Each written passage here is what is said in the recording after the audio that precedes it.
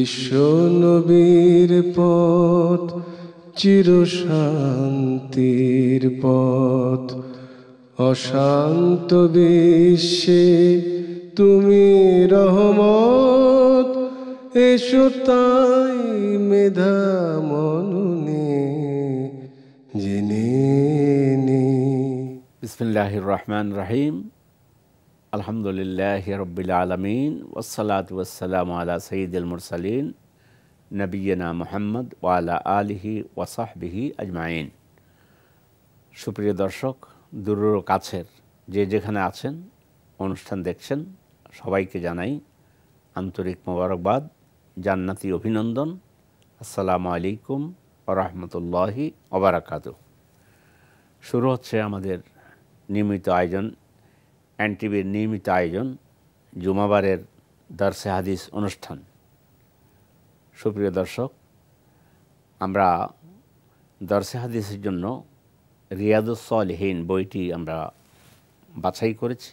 রিয়াদুস সালিহিন বইটি ইমাম মহিউদ্দিন ইয়াহিয়া আন-নববী রাহিমাহুল্লাহ তিনি লিখেছেন, সংকলন করেছেন।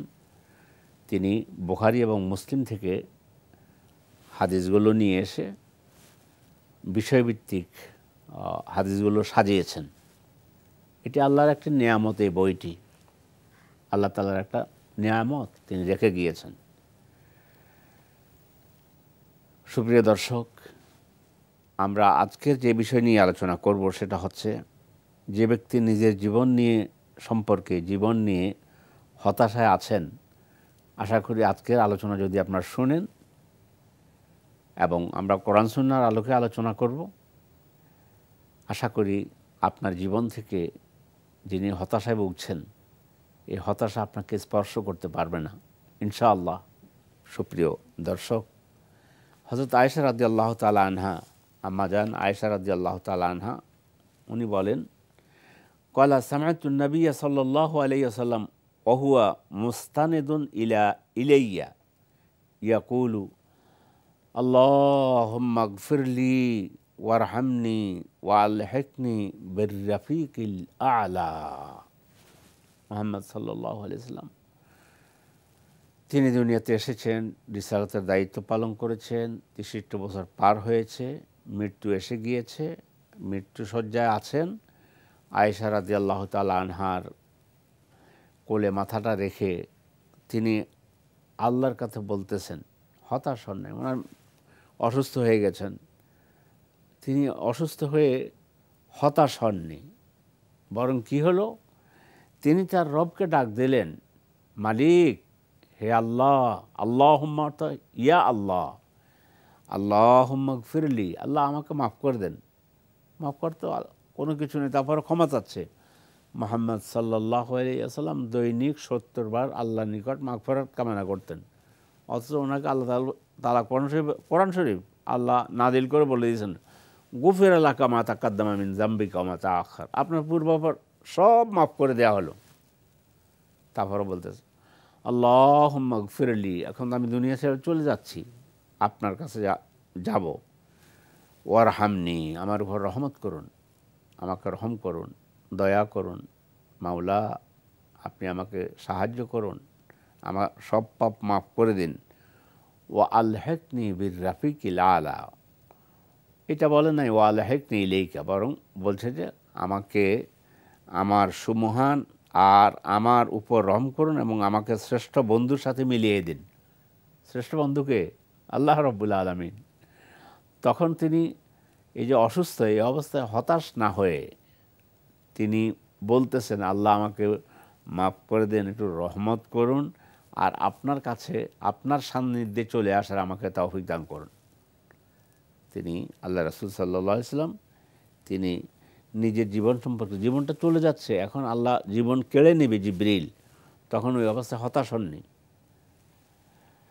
অন্য একটা হাদিসের মধ্যে এসেছে, তাও হযরত আয়েশা রাদিয়াল্লাহু তাআলা আনহা থেকে হাদিসটা বর্ণিত, ক্বালাত রাআইতু রাসূলাল্লাহি সাল্লাল্লাহু আলাইহি ওয়াসাল্লাম ওয়া হুয়া বিল মাউত ইনদাহু কাদাহুন ফীহি মাউন ওয়া হুয়া ইউদখিলু ইয়াদাহু ফিল কাদাহ সুম্মা ইয়ামসাহ ওয়াজহাহু বিলমা সুম্মা ইয়াকুলু আল্লাহুম্মা আইন্নি আলা গামারাতিল মাউতি ওয়া সাকারাতিল মাউত। হাদিসটা বর্ণনা করেছেন ইমাম তিরমিজি। আয়েশা রাদিয়াল্লাহু তাআলা আনহা থেকে বর্ণিত, আল্লাহ রাসূল মৃত্যুশয্যায় যখন পাশে একটা পাত্র ছিল, পাত্রের মধ্যে ওই মৃত্যুশয্যা যন্ত্রণা আছে, আল্লাহ রাসূল নিজেও মৃত্যু যন্ত্রণা ওনার হয়েছে। আলা ইন্না ফিল মাউতি লা সাকারাত, অবশ্যই জেনে রাখো তোমরা মৃত্যুর একটা যন্ত্রণা আছে, একটা কষ্ট আছে। আল্লাহ রাসূল সাল্লাল্লাহু আলাইহি ওয়াসাল্লাম মৃত্যুশয্যায় আছেন, একটু কষ্ট হচ্ছে। এই অবস্থায় পাত্রের মধ্যে একবার হাত পানি আছে, পানির মধ্যে হাত ঢুকায় মুখটা মুছে নেন, আবার এই দোয়াগুলো করেন। ওহুয়া ইউদখিলু ইয়াদাহু ফিল কাদাহ সুম্মা ইয়ামসা ওয়াজহাহু, পানি দিয়ে মুখটাকে মুছে নেন, নিয়ে সুম্মা ইয়াকুলু, তারপর তিনি বলেন আল্লাহুম্মা আইন্নি আলা গামারাতিল মাউতি ওয়া সাকারাতিল মাউত। তারপর বলেন আল্লাহ, মৃত্যুর কাঠিন্য ও তার মারাত্মক কষ্টের থেকে আমাকে আপনি সাহায্য করুন মাওলা। মুহাম্মদ সাল্লাল্লাহু আলাইহি সাল্লাম কষ্ট হচ্ছে মৃত্যুর, এই জন্য অন্য কিছু বলছেন না, হু এগুলো কিছু বলছেন না, বলতেছেন আল্লাহ আপনি রহম করুন, হতাশ হননি। আল্লাহর কাছে তো যেতেই হবে। সুপ্রিয় দর্শক, যদি আমরা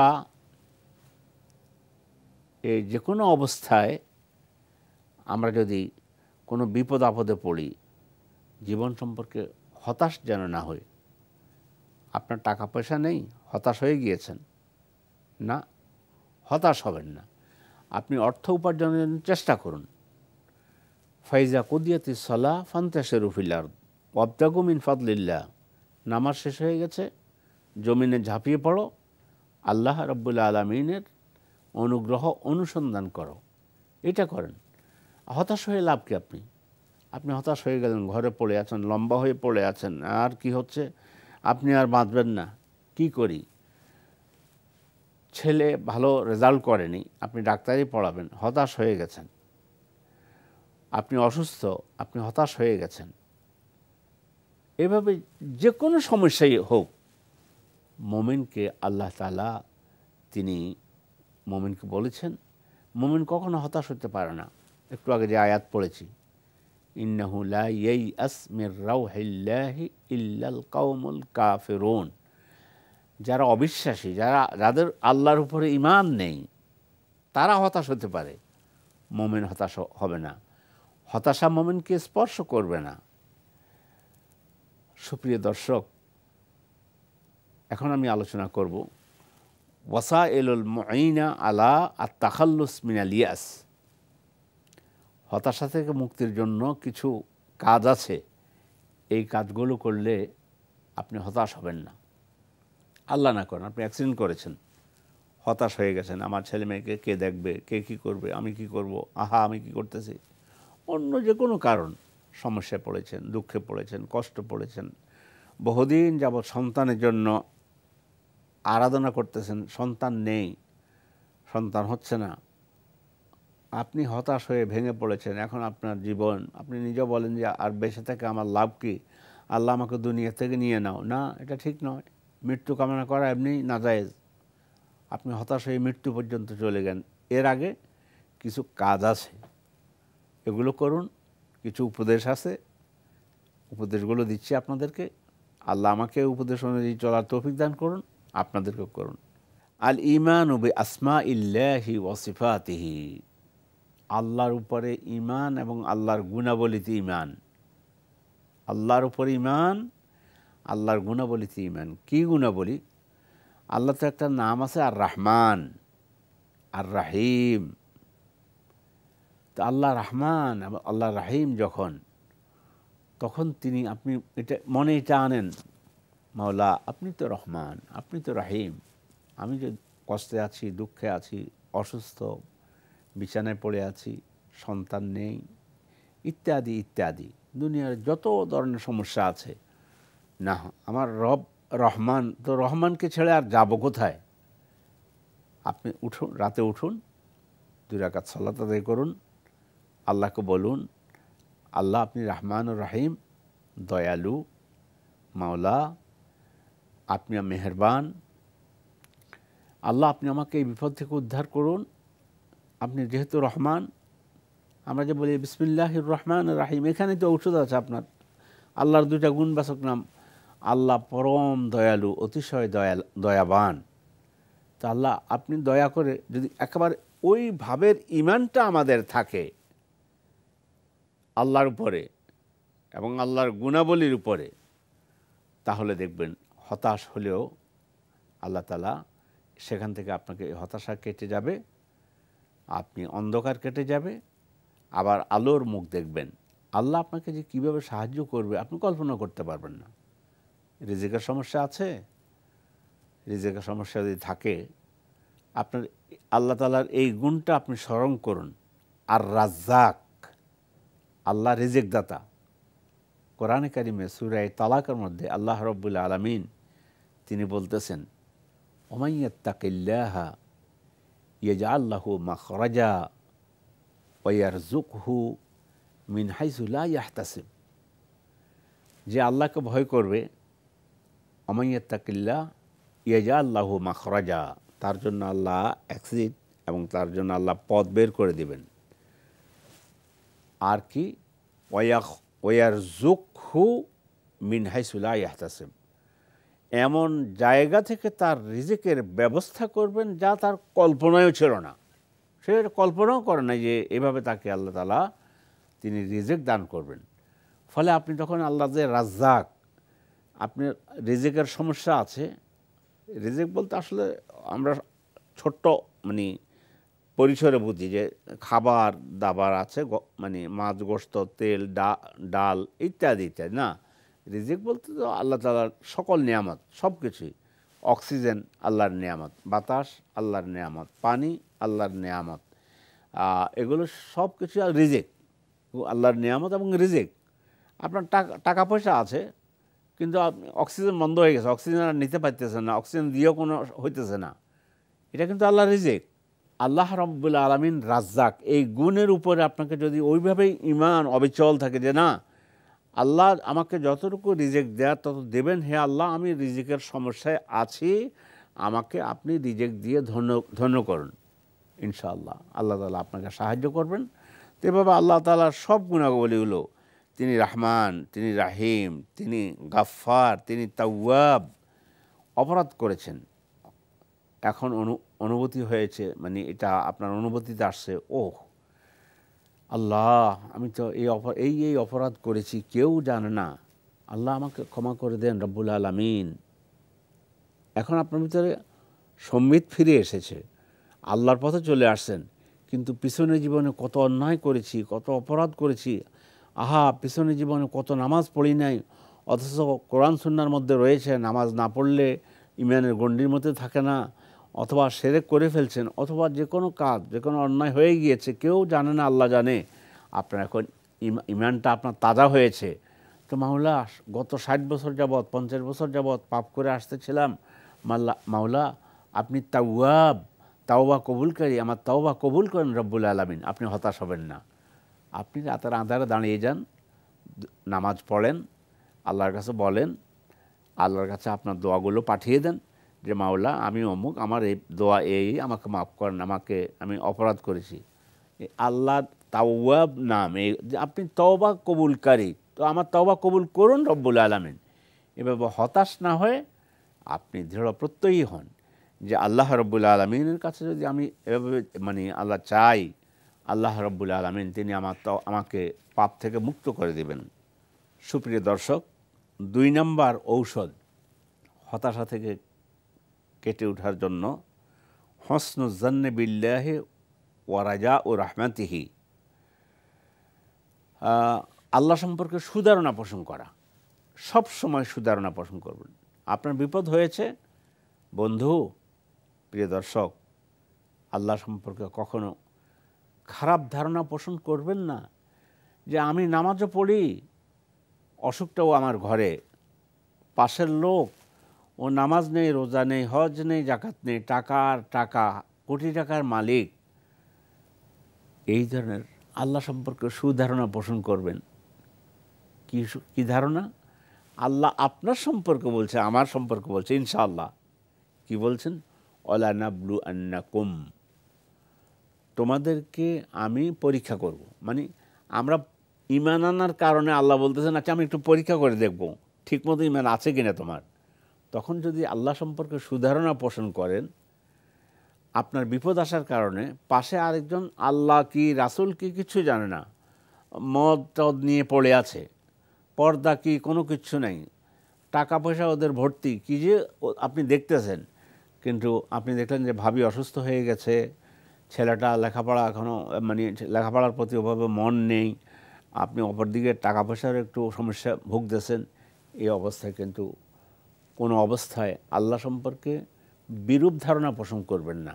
আল্লাহ রাব্বুল আলামিন তিনি কোরআন শরীফে বলছেন সূরা বাকারার মধ্যে, তোমাদেরকে আমি পরীক্ষা করব। তাহলে আমাকে যে আল্লাহ পরীক্ষার আওতায় নিলেন, আলহামদুলিল্লাহ আলহামদুলিল্লাহ।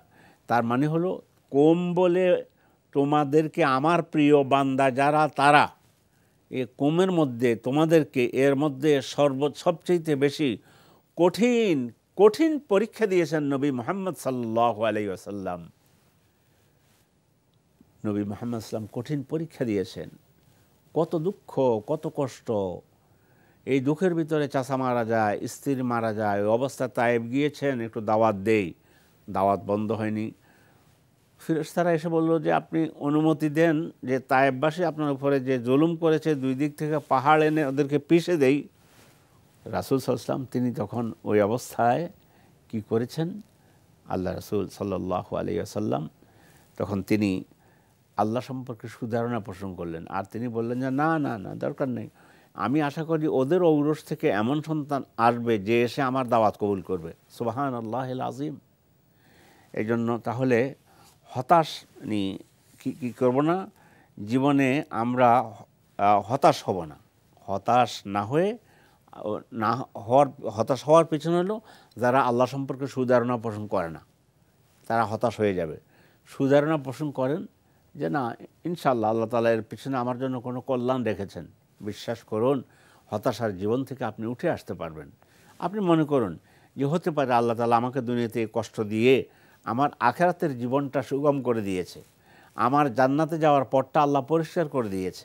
এইভাবে সুধারণা পোষণ করলে তাহলে হতাশা কেটে যাবে, হতাশা থেকে আমরা উঠতে পারবো। অনেকগুলো হাদিস ছিল। হযরত আনাস রাদিয়াল্লাহু তাআলা আনহু থেকে একটা হাদিস বর্ণিত, রাসূল সাল্লাল্লাহু আলাইহি ওয়াসাল্লাম বলেছেন যে ইয়া ইবনা আদম ইন্নাকা মা দাআউতানি ওয়া রাজাউতানি গাফারতু লাক, হে বান্দা তুমি যদি আমার কাছে কী করো, আমাকে আহ্বান করো, আমাকে ডাকো আর আমার কাছে আশা পোষণ করো, আমি তোমাকে ক্ষমা করে দেব। এমনকি হাদিসের মধ্যে এটা আসছে যে তুমি যদি পাহাড় পরিমাণ অপরাধ করো, আমার কাছে যখন ক্ষমা চাইবে আমি মাফ করে দেব। 3 নম্বর হলো তাআল্লুকুল কলবি বিল্লাহি ওয়াসসিকা বিহি, হৃদয়টা সবসময় আল্লাহর সাথে লেগে থাকবে, আল্লাহর সন্তুষ্টির সাথে থাকবে, অন্তরটা থাকবে, অন্তরের সম্পর্কটা থাকবে আল্লাহর সাথে, এবং আল্লাহ সম্পর্কে আসসিকাতু বিহি, দৃঢ় প্রত্যয় থাকবে যে আমার রব আমাকে সাহায্য করবেন, আমার আল্লাহ আমাকে সাহায্য করবেন। আল্লাহ তাআলা কোরআনে বলছেন, হাদিসের মধ্যে আছে ইন্নাল্লাহা সাইয়্যালু বাদাল উসরি ইউসরা, কঠিনের পর আল্লাহ তাআলা সহজ করে দেবেন। আলাম নাশরাহ লাকা সাদরাক ওয়া ওয়াদানা আনকা ওয়জরাক আল্লাযী আনকাযা যাহরাক ওয়া রাফা'না লাকা যিকরাক ফাইন্না মা'আল উসরি ইউসরা, ইন্না মা'আল উসরি ইউসরা, নিশ্চয়ই কঠিনের সাথে বিপদের সাথে আবার শান্তিও আছে, আসবে। তো আল্লাহ তাআলা এখানে যেটা বলেছেন যে এই দৃঢ় প্রত্যয়ী হওয়া, আপনি আল্লাহর উপরে দৃঢ় প্রত্যয়ী হন যে আল্লাহ দুঃখ দিয়েছেন আমি মেনে নিলাম, আমি হতাশ হব না, আল্লাহ আপনি আমাকে সাহায্য করেন। এটার উপরে যদি এটা হয়, এভাবে নিজের জীবন মানে আল্লাহর উপরে নির্ভরশীল হতে পারি সত্যিকার অর্থে, তাহলে হতাশা মানে কোনো হবে না, অসুবিধা হবে না। স্ত্রী অসুখ হচ্ছে, হাসপাতালে আছে, যেটাই হচ্ছে আল্লাহর কাছে বলতে থাকেন, আল্লাহর কাছে কাঁদতে থাকেন, আল্লাহর কাছে শিক্ষা একবার নির্ভর, আপনি আল্লাহর উপরে অতি বিশ্বাসী হয়ে দৃঢ় প্রত্যয় নিয়ে আল্লাহর রহমতের আগ্রহ ইয়েতে থাকবেন, আল্লাহর রহমতের আশায় থাকবেন।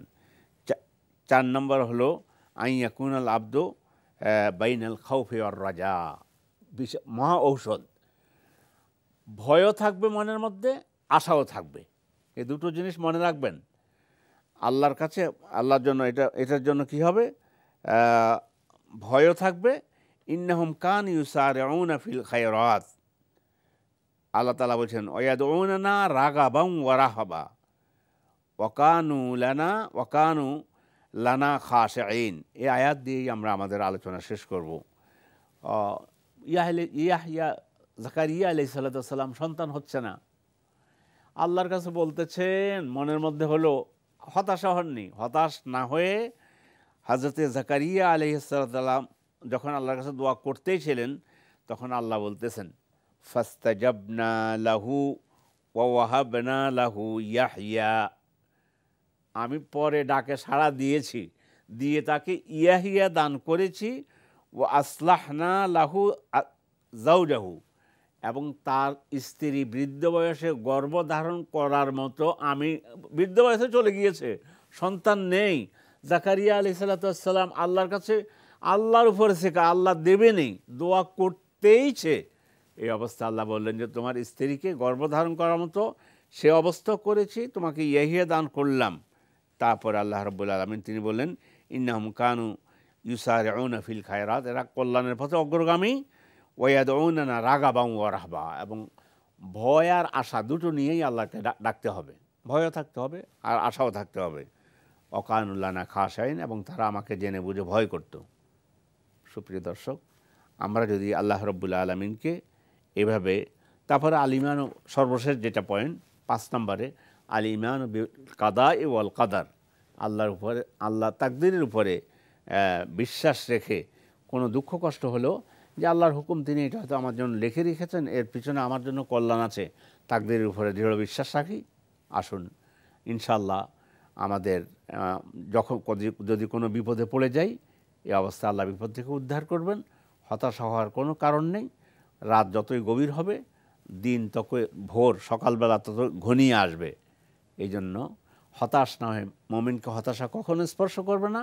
আল্লাহ তাআলা আমাদেরকে, আপনাদেরকে সুখে রাখুন, ভালো রাখুন। হতাশার কোনো কিছু যদি হয়ে যায়, সামনে আসে, আল্লাহর উপরে সিকা, আল্লাহর গুণাবলিতে বিশ্বাস, আল্লাহ তাকদীরের উপরে বিশ্বাস, এবং আল্লাহ এখান থেকে উদ্ধার করবেন, এভাবে বিশ্বাস রেখে যদি চলতে পারি, হতাশা স্পর্শ করবে না। আলো একদিন জ্বলে উঠবে সামনে ইনশাআল্লাহ। আল্লাহ তাআলা আমাদেরকে আল্লাহর উপরে দৃঢ় বিশ্বাস রেখে কোনো বিপদ আপদ আসলে ধৈর্য ধারণ করার জন্য আল্লাহ তাআলা আমাদেরকে তৌফিক দান করুন। এ বলেই আজকে আপনাদের নিকট থেকে বিদায় নিচ্ছি। আল্লাহ আপনাদের যেখানে আছেন সবাইকে ভালো রাখুন, সুস্থ রাখুন। আমাকেও এবং এনটিভি পরিবারকে আল্লাহ তাআলা ভালো রাখুন, সুস্থ রাখুন। আসসালামু আলাইকুম ওয়া রাহমাতুল্লাহি ওয়া বারাকাতুহু। বিশ্ব নবীর পথ চির শান্তির পথ, অশান্ত বিশ্বে তুমি রহমত।